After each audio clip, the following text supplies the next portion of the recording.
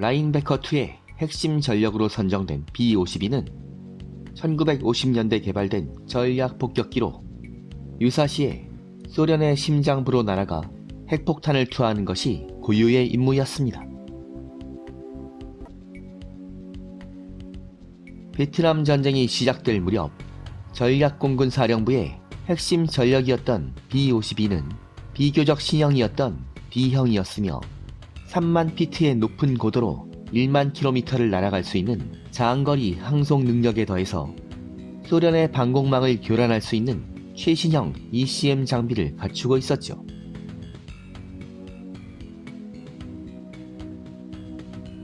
(1965년) 롤링 썬더 작전이 시작된 후부터 베트남 전선의 화력 지원을 위해서 괌의 앤더슨 기지에 배치된 B-52D는 재래식 폭탄을 운용하도록 개량 작업이 진행됩니다. 이렇게 개량된 B-52D는 빅벨리라는 별명을 얻었는데 내부 폭탄창에 750파운드 마크 117 폭탄 42발과 주날개 파일런에 500파운드 마크 82 폭탄을 24발 장착할 수 있었으며 만약 내부 폭탄창을 500파운드 폭탄으로 채운다면 108발이라는 무시무시한 폭장 능력을 과시하게 됩니다.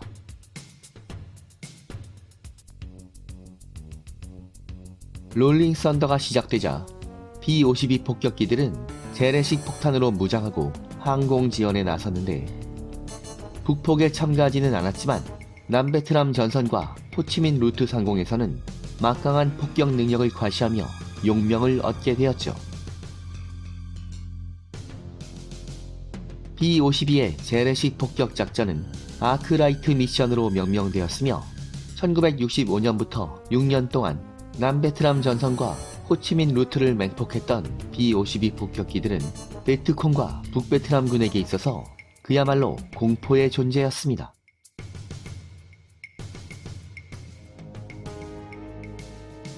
(3만 피트의 고공으로 접근하는 B-52 폭격기들은 지상에서 소리가 들리지 않았으며 비행운도 거의 없어 유관 탐지도 불가능했죠.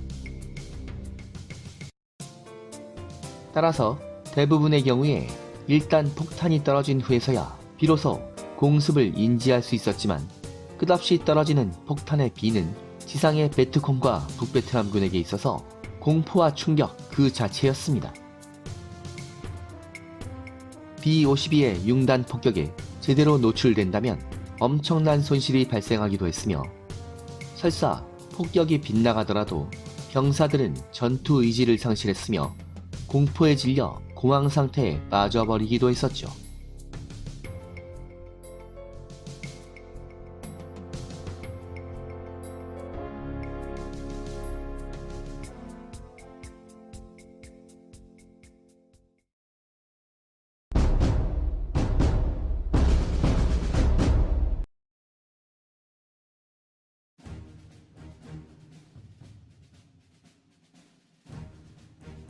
그런데 마리아나 제도의 괌에서 베트남까지는 왕복 12시간이 소요되는 장거리 작전이었으며 폭탄을 가득 싣고 출격한 B-52D는 필리핀 상공에서 공중급유를 받아야 했으므로 승무원들의 피로도가 극심해집니다.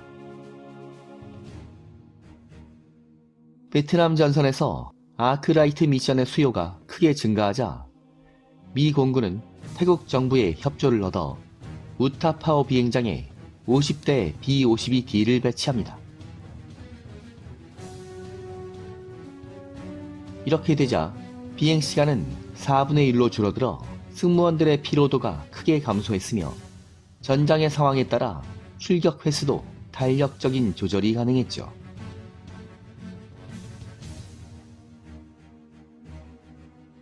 B-52가 우타파오 비행장에 전개한 67년부터는 출격 횟수가 1만 소티를 넘게 되었으며 테트 공세와 캐산 전투가 벌어졌던 68년에는 2만 소티가 넘을 정도였습니다. 이 중에서도 캐산에 포위된 미 해병대를 구원하기 위해서 2700소티를 출격한 B-52 폭격기들은 아군 지역에 접근한 북베트남군의 머리 위에 무려 7만 톤이 넘는 폭탄을 퍼부었죠. 한 달이 넘는 기간 동안 혈전의 무대가 된 캐산 지역은 북베트남군의 공동묘지가 되었으며 B-52의 융단 폭격이 정점에 달하자 기가 질린 북베트남군은 과반수가 넘는 전사자를 남기고 북으로 물러나야 했습니다.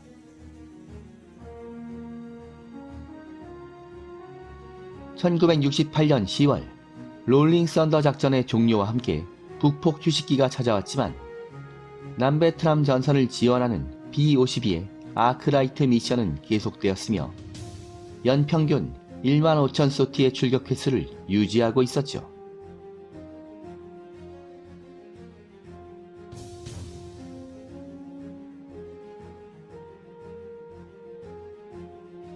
한편 1972년 12월이 되자 북베트남의 협상 태도를 불안하게 지켜보던 닉슨 대통령은 전략공군 사령부를 호출한 후에 B-52 폭격기들의 본격적인 북폭 투입을 준비하라는 지시를 은밀하게 전달합니다. 드디어 막강한 B-52 폭격기들이 금단의 하늘이었던 하노이를 향해 날아가게 된 것입니다.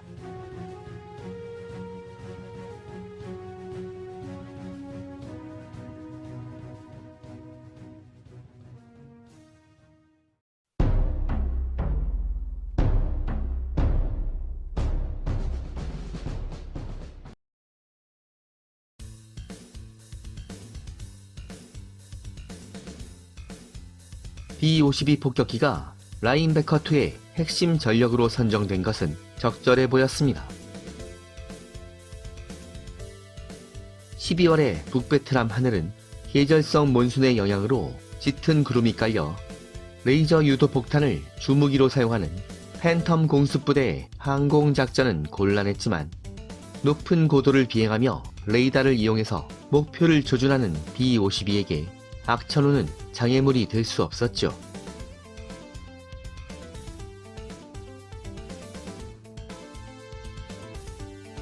B-52 폭격기가 지상탐색 레이더를 사용해서 폭탄을 투하하면 폭격 오차 범위는 250m에 불과할 정도여서 정교한 폭격이 가능해 보였습니다.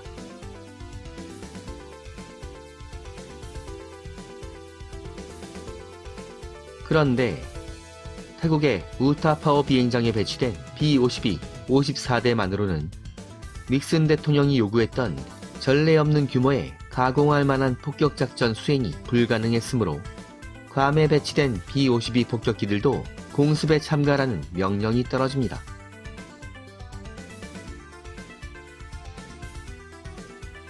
이 무렵 괌의 앤더슨 비행장에는 154대의 B-52가 대기하고 있었는데 이 중 99대는 신형이었던 B-52G였습니다. 1972년 4월부터 실전 배치가 시작된 B-52G는 장거리 핵폭격 능력이 크게 향상된 버전이었죠. B-52G는 기체의 경량화 작업과 주날개에 증설된 연료 탱크로 인해서 비행시간과 항속거리가 크게 늘어나 괌에서 베트남까지 왕복하더라도 공중급유가 필요 없을 정도였습니다. 하지만 재래식 폭탄 탑재 능력은 크게 저하되었는데 주날개에 파일런이 폐지되면서 내부 폭탄 창에만 750파운드 폭탄 24발을 탑재할 수 있어서 재래식 폭탄 능력은 B-52D에 비해서 3분의 1 정도로 크게 떨어지는 단점이 있었던 것입니다.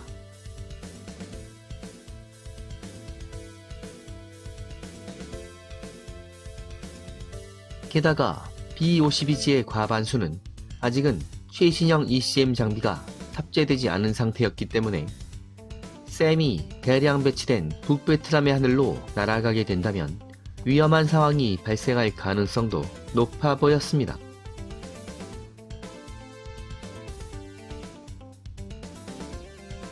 애초에 전략공군사령부는 재래식 폭격 능력이 검증된 B-52D를 핵심 전력으로 선정한 상태였는데 이 무렵에는 B-52D 100여 대가 우타파오와 괌에 전개하고 있었으므로 북폭을 수행하는데 아무런 문제가 없어 보였죠. 하지만 닉슨 대통령이 요구하는 수준의 가공할 만한 폭격 작전을 수행하기 위해서는 99대 신형 B-52G도 라인베커2에 참가할 수밖에 없었던 것입니다.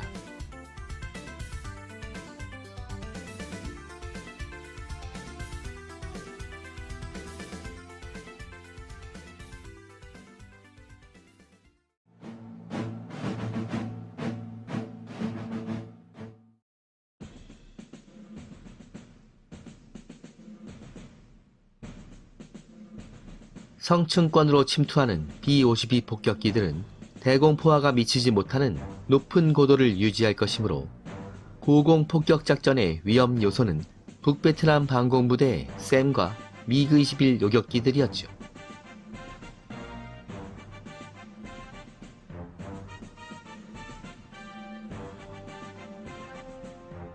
이 공군 사령부는 F4 팬텀이 챕탄을 살포하고 아이언핸드 팀이 샘 사이트를 선제 공격한 후에 EB-66 전자전기가 측면 지원을 한다면 고성능 ECM 장비를 탑재한 B-52 폭격기들은 샘을 무력화하고 폭격을 성공시킬 가능성이 높을 것으로 판단합니다.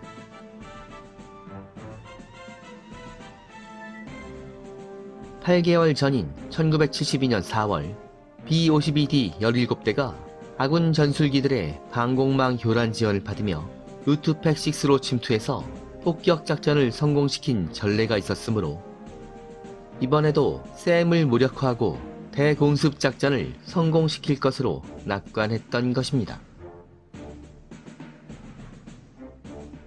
이러다 보니 베테랑 조종사가 탑승한 미그-21 전투기들의 내복 전술이 가장 위험한 존재로 떠올랐는데, 열기를 뿜어대는 제트 엔진을 8개나 가지고 있는 덩치 큰 B-52 폭격기들이 편대를 이루고 직선으로 비행한다면 미그-21의 아톨 미사일에게 절호의 표적이 될 수도 있었죠. 따라서 미그-21을 무력화하기 위한 전술이 위반됩니다. 레이더 성능이 빈약한 미그-21은 지상 관제소의 철저한 통제를 받으며 표적을 육안으로 확인한 후에 아톨 미사일의 최대 사거리였던 5km 이내로 접근해야 했으므로 어두운 야간에는 요격 효율이 크게 떨어질 것으로 평가됩니다. 따라서 미그-21의 위협을 최소화하려면 B-52 폭격기들은 야간 폭격을 시도하는 것이 이상적이었으며, 컴배트리를 탑재한 팬텀 전폭기들이 B-52 편대의 후방을 엄호하며 미그-21의 출현에 대비하도록 합니다. 어두운 야간에 높은 고도로 솟아오르는 보기는 미그-21밖에 없을 것이며, 장거리 탐색이 가능한 레이더와 컴배트리를 가지고 있는 F4D와 리베테이스트 F4E는 스페로우를 사용해서 원거리 선제 타격이 가능할 것입니다.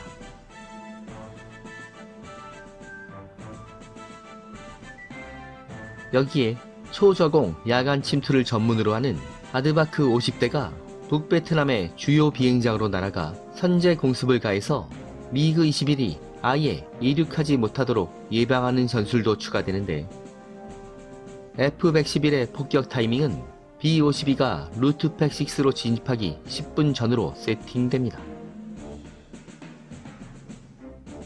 고성능의 지상 탐색 레이더를 장착한 F-111 아드바크는 몬순이 몰고 온 악천후 속에서도 초저공 야간 침투를 성공시킬 수 있어서 라인베커2의 숨은 주역으로 떠오르게 됩니다.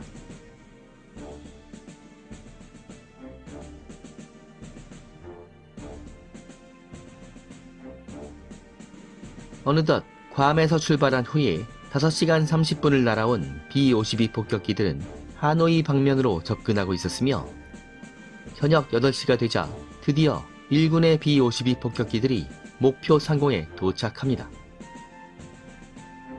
이들은 129대로 이루어진 B-52 대군의 선봉 편대였죠. 잠시 후 최선두의 편대는 레이더 조준을 완료했으며 B-52의 폭탄창이 열리기 시작합니다.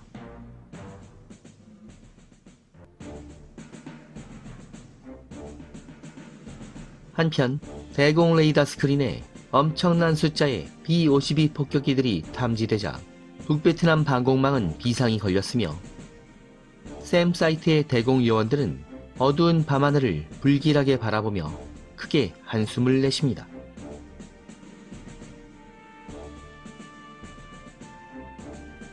드디어 북베트남 밤하늘을 불바다로 만들게 되는 대공습작전 라인베커2의 포문이 열린 것입니다.